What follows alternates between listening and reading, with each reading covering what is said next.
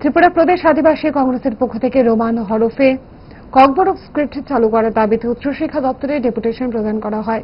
এই লক্ষ্যে কংগ্রেস ভবনের সামনে থেকে একটি মিছিল শহরের বিভিন্ন পথ পরিক্রমা শেষে শিক্ষা ভবনের সামনে যায়, যেখানে আদিবাসী কংগ্রেসের প্রদেশ চেয়ারম্যান শব্দকুমার জমাতিয়া সাংবাদিকদের জানান, ভাষা কমিশন একটা সিদ্ধান্ত নিয়েছে যে বাংলা স্ক্রিপ্ট এবং দেবনাগরী স্ক্রিপ্ট দিয়ে পাঠ্য বই এবং প্রশ্নপত্র করবে।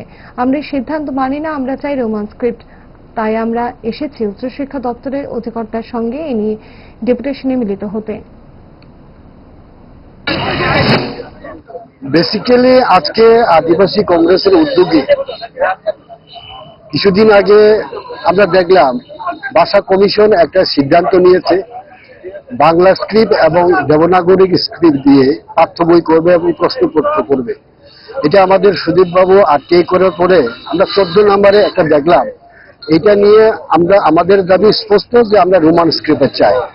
রোমান স্ক্রিপ্টে করার জন্য, পাঠ্য বই করার জন্য, প্রশ্নপত্র করার জন্যই আজকে আদিবাসী কংগ্রেসের উদ্যোগে শিক্ষা ভবনে গিয়ে আমরা একটা ডেপুটেশনে মিলিত হতে চাই। আমাদের দাবি একটাই থাকবো, ককবরক ভাষাটাকে রোমান স্ক্রিপ্টে যেন চালু করতে হয়, এটাই আমাদের থাকবে।